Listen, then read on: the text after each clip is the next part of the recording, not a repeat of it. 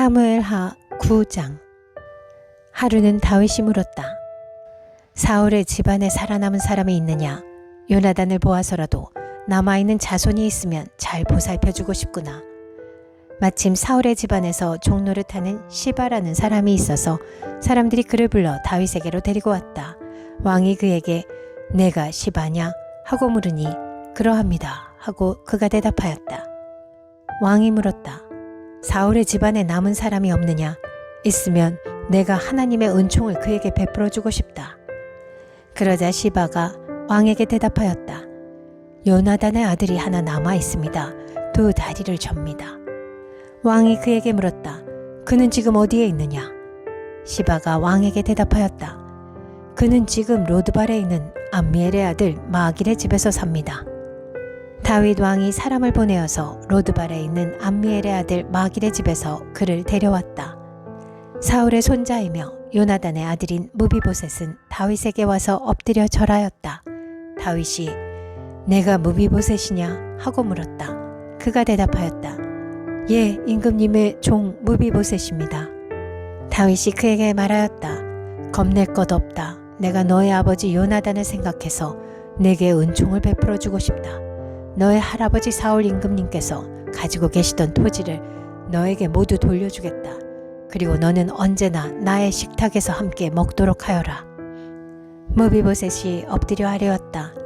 이 종이 무엇이기에 죽은 개나 다름없는 저를 임금님께서 이렇게까지 돌보아 주십니까? 다윗 왕은 사울의 종 시바를 불러서 일렀다. 사울과 그의 온 집안이 가졌던 모든 것을 내가 이제 너의 상전의 손자인 무비보셋에게 주었다. 그러니 너는 너의 아들들과 종들과 함께 모두 그 땅을 갈고 거두어서 너의 상전의 집안이 먹을 양식을 되도록 하여라. 그러나 너의 상전의 손자인 무비보셋은 언제나 나의 식탁에서 음식을 먹을 것이다. 시바에게는 아들 15과 종 20명이 있었다. 시바가 왕에게 대답하였다. 높으신 임금님께서 이 종에게 명령하신 그대로 이 종이 모두 하겠습니다. 그리하여 무비보셋은 왕자들과 다름없이 언제나 다윗 왕의 식탁에서 음식을 먹었다. 무비보셋에게는 미가라는 어린 아들이 하나 있었다. 시바의 집에 사는 사람들은 모두 무비보셋의 종이 되었다. 무비보셋은 언제나 왕의 식탁에서 먹었으며 예루살렘에서만 살았다. 그는 두 다리를 다 절었다. 사무엘하 10장. 그 뒤에 암몬 사람의 왕이 죽고 그의 아들 하눈이 그를 이어서 왕이 되었다. 다윗은 하눈의 아버지 나하스가 나에게 은혜를 베풀었으니 나도 나하스의 아들 하눈에게 은혜를 베풀어야겠다 하고서 신하들을 보내어 고인의 조의를 표하게 하였다. 그래서 다윗의 신하들이 암몬 사람의 땅에 이르렀다. 그러나 암몬 사람의 대신들이 자기들의 상전인 하눈에게 말하였다. 다윗이 임금님께 조문 사절을 보낸 것이 임금님의 부친을 존경하기 때문이라고 생각하십니까? 오히려 이 도성을 두루 살피고 정탐하여 함락시키려고 다윗이 임금님께 자기의 신하들을 보낸 것이 아닙니까? 그래서 하눈은 다윗의 신하들을 붙잡아서 그들의 한쪽 수염을 깎고 입은 옷 가운데를 도려내어 양쪽 엉덩이가 드러나게 해서 돌려보냈다. 사람들은 이 일을 다윗에게 알렸다. 조문사절이 너무나도 수치스러운 일을 당하였으므로 다윗 왕은 사람을 보내어 그들을 맞으며 수염이 다시 자랄 때까지 여리고에 머물러 있다가 수염이 다 자란 다음에 돌아오라고 하였다. 암몬 사람들은 자기들이 다윗에게 미움을 사게 된 줄을 알았다. 암몬 사람들은 사람을 보내어서 벳르홉의 시리아 사람과 소바의 시리아 사람에게서 보병 20,000명과 마아가의 왕에게서 1,000명과 돕 사람들에게서 12,000명을 용병으로 고용하였다. 다윗은 이 소식을 듣고 요압에게 전투 부대를 맡겨서 출동시켰다. 암몬 사람도 나와서 성문 앞에서 전열을 갖추었으며 소바와 르홉의 시리아 사람들과 돕과 마아가의 용병들도 각각 들녘에서 전열을 갖추었다. 요압은 저기 자기 부대의 앞뒤에서 전열을 갖추어 포진한 것을 보고 이스라엘의 모든 정예병 가운데서 더 엄격하게 정예병을 뽑아서 시리아의 군대와 싸울 수 있도록 전열을 갖추었다. 남은 병력은 자기의 아우 아비새에게 맡겨 암몬 군대와 싸울 수 있도록 전열을 갖추게 하고서 이렇게 말하였다. 시리아 군대가 나보다 더 강하면 내가 와서 나를 도와라. 그러나 암몬 군대가 너보다 더 강하면 내가 가서 너를 돕겠다. 용기를 내어라. 용감하게 싸워서 우리가 우리 민족을 지키고 우리 하나님의 성읍을 지키자. 주님께서 좋게 여기시는 대로 이루어 주실 것이다. 그런 다음에 요압이 그의 부대를 거느리고 시리아 사람들과 싸우러 나아가니 시리아 군인들이 요압 앞에서 도망하여 버렸다. 암몬 군인들은 시리아 군인들이 도망하는 것을 보고서 그들도 아비새 앞에서 도망하여 성으로 들어가 버렸다. 요압은 암몬 군대와 싸우기를 그치고 예루살렘으로 돌아왔다. 시리아 군인들은 자기들이 이스라엘에게 패한 것을 알고서 온 군대를 다시 집결시켰다. 그때 하다데셀이 사람을 보내어서 유프라테스강 동쪽에 있는 시리아 군대를 동원시켰으므로 그들이 헬람으로 왔다. 하다데셀의 부하 소박 사령관이 그들을 지휘하였다. 다윗이 이 소식을 듣고 온 이스라엘 군대를 모아서 거느리고 요단강을 건너서 헬람으로 진군하였다. 시리아 군대가 다윗과 싸우려고 전열을 갖추고 있다가 맞붙어 싸웠으나 시리아는 이스라엘 앞에서 도망하고 말았다. 다윗은 시리아 군대를 쳐서 병거를 모는 700명과 기마병 4만 명을 죽이고 소박 사령관도 쳐서 그를 그 자리에서 죽였다. 하다데셀의 부하인 모든 왕은 자기들이 이스라엘에게 패한 것을 알고서 이스라엘과 화해한 뒤에 이스라엘을 섬겼다. 그 뒤로 시리아는 이스라엘이 두려워서 다시는 암몬 사람을 돕지 못하였다. 사무엘하 11장. 그 다음해 봄에 왕들이 출전하는 때가 되자 다윗은 요압에게 자기의 부하들과 온 이스라엘의 군인들을 맡겨서 출전시켰다. 그들은 암몬 사람을 무찌르고 라빠를 포위하였다. 그러나 다윗은 예루살렘에 머물러 있었다. 어느 날 저녁에 다윗은 잠깐 눈을 붙였다가 일어나 왕궁의 옥상에 올라가서 거닐었다. 그때 그는 한 여인이 목욕하는 모습을 옥상에서 내려다보았다. 그 여인은 아주 아름다웠다. 다윗은 신하를 보내서 그 여인이 누구인지 알아보게 하였다. 다녀온 신하가 그 여인은 엘리암의 딸로서 햇사람 우리아의 아내 밧세바라고 하였다. 그런데도 다윗은 사람을 보내어서 그 여인을 데려왔다. 밧세바가 다윗에게로 오니 다윗은 그 여인과 정을 통하였다. 그 여인은 마침 부정한 몸을 깨끗하게 씻고 난 다음이었다. 그런 다음에 밧세바는 다시 자기의 집으로 돌아갔다. 얼마 뒤에 그 여인은 자기가 임신한 것을 알고 다윗에게 사람을 보내서 자기가 임신하였다는 사실을 알렸다. 다윗이 그 소식을 듣고는 요압에게 전가를 보내서 햇사람 우리아를 왕궁으로 보내게 하였다. 요압이 우리아를 다윗에게 보내니 우리아가 다윗에게로 왔다. 다윗은 요압의 안부와 군인들의 안부를 묻고 싸움터의 형편도 물었다. 그런 다음에 다윗은 우리아에게 말하였다. 이제 그대의 집으로 내려가서 목욕을 하고 쉬어라. 우리아가 어전에서 물러가니 왕은 먹을 것을 함께 딸려서 보냈다. 그러나 우리아는 자기 상전의 종들과 함께 대궐 문간에 누워서 자고 자기 집으로는 내려가지 않았다. 다윗은 우리아가 자기 집으로 내려가지 않았다는 말을 듣고 원정길에서 돌아왔는데 왜 집으로 내려가지 않는지를 우리아에게 물었다. 우리아가 다윗에게 대답하였다. 언약궤와 이스라엘과 유다가 모두 장막을 치고 지내며 저의 상관이신 요압 장군과 임금님의 모든 신하가 벌판에서 진을 치고 있습니다.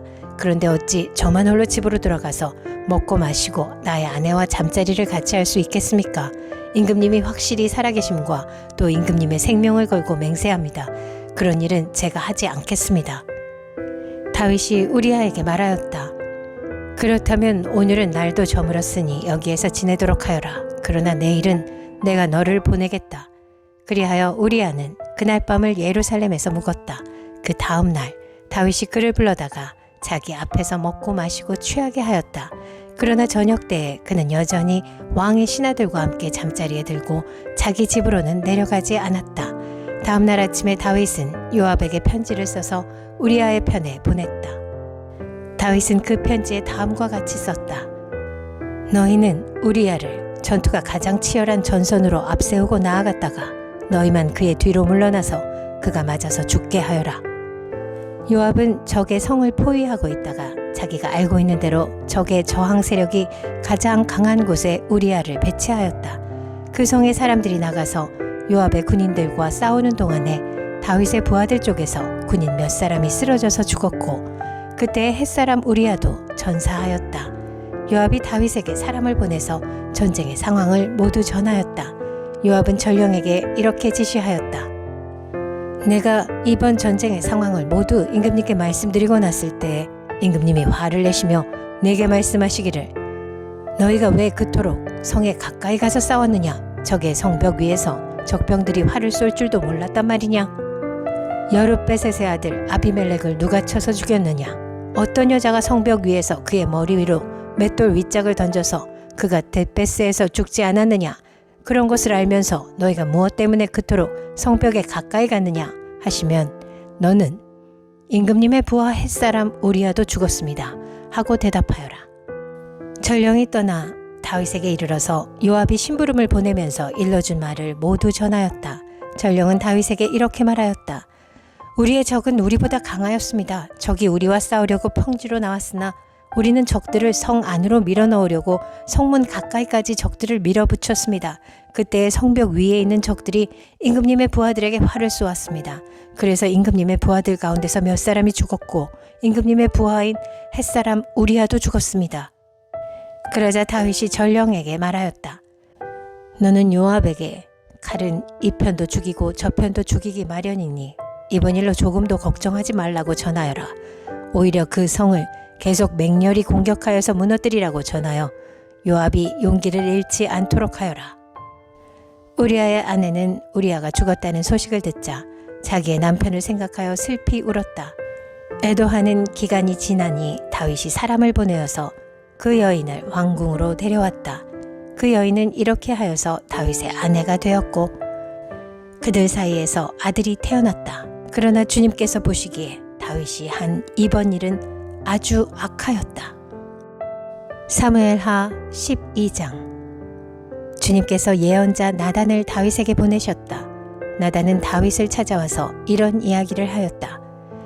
어떤 성읍에 두 사람이 살았습니다. 한 사람은 부유하였고 한 사람은 가난하였습니다. 그 부자에게는 양과 소가 아주 많았습니다. 그러나 그 가난한 사람에게는 사다가 키우는 어린 암양 한 마리밖에는 아무것도 없었습니다. 그는 이 어린 양을 자기 집에서 길렀습니다. 그래서 그 어린 양은 그의 아이들과 함께 자라났습니다. 어린 양은 주인이 먹는 음식을 함께 먹고 주인의 잔에 있는 것을 함께 마시고 주인의 품에 안겨서 함께 잤습니다. 이렇게 그 양은 주인의 딸과 같았습니다.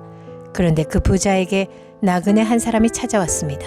그 부자는 자기를 찾아온 손님을 대접하는데 자기의 양떼나 소떼에서는 한 마리도 잡기가 아까웠습니다. 그래서 그는 그 가난한 사람의 어린 암양을 빼앗아다가 자기를 찾아온 사람에게 대접하였습니다. 다윗은 그 부자가 못마땅하여 몹시 분개하면서 나단에게 말하였다. 주님께서 확실히 살아계심을 두고서 맹세하지만 그런 일을 한 사람은 죽어야 마땅합니다. 또 그가 그런 일을 하면서도 불쌍히 여기는 마음이 전혀 없었으니 그는 마땅히 그 어린 암양을 4배로 갚아주어야 합니다. 나단이 다윗에게 말하였다. 임금님이 바로 그 사람입니다. 주 이스라엘의 하나님이 이렇게 말씀하십니다. 내가 너에게 기름을 부어서 이스라엘의 왕으로 삼았고 또 내가 사울의 손에서 너를 구하여 주었다. 나는 내 상전의 왕궁을 너에게 넘겨주고 내 상전의 아내들도 내 품에 안겨주었고 이스라엘 사람들과 유다 나라도 너에게 맡겼다. 그것으로도 부족하다면 내가 네게 무엇이든지 더 주었을 것이다. 그런데도 너는 어찌하여 나 주의 말을 가볍게 여기고 내가 악하게 여기는 일을 하였느냐? 너는 햇사람 우리아를 전쟁터에서 죽이고 그의 아내를 빼앗아 내 아내로 삼았다. 너는 그를 암몬 사람의 칼에 맞아서 죽게 하였다. 너는 이렇게 나를 무시하여 햇사람 우리아의 아내를 빼앗아다가 내 아내로 삼았으므로 이제부터는 영영 내 집안에서 칼부림이 떠나지 않을 것이다. 주님께서 또 이렇게 말씀하십니다. 내가 너의 집안에 재앙을 일으키고 내가 보는 앞에서 내가 너의 아내들도 빼앗아 너와 가까운 사람에게 주어서 그가 대낮에 너의 아내들을 욕보이게 하겠다. 너는 비록 몰래 그러한 일을 하였지만 나는 대낮에 온 이스라엘이 바라보는 앞에서 이 일을 하겠다. 그때 다윗이 나단에게 자백하였다. 내가 주님께 죄를 지었습니다. 나단이 다윗에게 말하였다. 주님께서 임금님의 죄를 용서해 주실 것입니다. 그러므로 임금님은 죽지는 않으실 것입니다. 그러나 임금님은 이번 일로 주님의 원수들에게 우리를 비방할 빌미를 주셨으므로 밧세바와 임금님 사이에서 태어난 아들은 죽을 것입니다. 나단은 자기 집으로 돌아갔다. 주님께서 우리아의 아내와 다윗 사이에서 태어난 아이를 치시니 그 아이가 몹시 앓았다. 다윗이 그 어린 아이를 살리려고 하나님께 간절히 기도를 드리면서 금식하였다. 그는 왕궁으로 돌아와서도 밤을 새웠으며 맨 땅에 누워서 잠을 잤다. 다윗 왕궁에 있는 늙은 신하들이 그에게로 가까이 가서 그를 땅바닥에서 일으켜 세우려고 하였으나 그는 일어나려고 하지도 않고 또 그들과 함께 음식을 먹으려고도 하지 않았다. 그러다가 일회째 되는 날에 그 아이가 죽었다. 그러나 다윗의 신하들은 아이가 죽었다는 것을 다윗에게 알리기를 두려워하였다. 어린 왕자가 살아계실 때에도 우리가 드리는 말씀을 듣지 않으셨는데 왕자께서 돌아가셨다는 소식을 우리가 어떻게 전하여 드릴 수 있겠소? 그런 소식은 임금님의 몸에 해로울지도 모르오. 그러나 다윗은 신하들이 서로 수근거리는 것을 보고서 아이가 죽은 줄 짐작하고 신하들에게 아이가 죽었느냐 하고 물었다. 신하들이 대답하였다. 돌아가셨습니다. 그러자 다윗은 땅바닥에서 일어나서 목욕을 하고 몸에 기름을 바르고 옷을 갈아입은 뒤에 성전으로 들어가서 주님께 경배하였다. 그는 왕국으로 돌아오자 음식을 차려오게 하여서 먹었다. 신하들이 다윗에게 물었다. 왕자가 살아계실 때에는 임금님께서 식음을 전폐하고 슬퍼하시더니 이제 왕자가 돌아가시자 임금님께서 일어나셔서 음식을 드시니 이것이 어떻게 된 일이십니까? 다윗이 대답하였다. 아이가 살아있을 때에 내가 금식하면서 운 것은 혹시 주님께서 나를 불쌍히 여겨주셔서 그 아이를 살려주실지도 모른다고 생각하였기 때문이요. 그러나 이제는 그 아이가 죽었는데 무엇 때문에 내가 계속 금식하겠소? 내가 그를 다시 돌아오게 할 수가 있겠소? 나는 그에게로 갈 수 있지만 그는 나에게로 올 수가 없소. 그 뒤에 다윗이 자기의 아내 밧세바를 위로하고 동침하니 그 여인이 아들을 낳았다. 다윗이 그의 이름을 솔로몬이라고 하였다. 주님께서도 그 아이를 사랑해 주셔서 예언자 나단을 보내셔서 주님께서 사랑하신다는 뜻으로 그의 이름을 여디디야라고 부르게 하셨다. 요압이 암몬 사람의 도성 랍바를 쳐서 그 왕의 도성을 점령하고서 다윗에게 전령들을 보내어서 이렇게 말하였다. 제가 랍바를 치고 도성으로 들어가는 급수 지역을 점령하였습니다. 이제 임금님께서 남은 군인들을 불러 모아서 이 도성을 공격할 진을 치시고 이 도성을 직접 점령하시기 바랍니다. 제가 이 도성을 점령하기보다는 임금님께서 이 도성을 점령하셔서 임금님의 이름이 승리자의 이름으로 기록되게 해주시기 바랍니다. 다윗이 모든 군인을 불러 모으고 랍바로 가서 그 도성을 쳐서 점령하였다. 그는 암몬 왕의 머리에서 금관을 벗겨왔는데 그 무게가 한 달란트나 나갔고 금관에는 보석이 박혀 있었다. 다윗은 그 금관을 가져다가 자기가 썼다. 다윗은 그 도성에서 아주 많은 전리품을 약탈하였으며 그 도성에 사는 백성도 끌어다가 톱질과 곡괭이질과 도끼질과 벽돌 굽는 일을 시켰다. 그는 암몬 사람의 모든 성읍에 이와 똑같이 한 뒤에 모든 군인을 거느리고 예루살렘으로 돌아왔다.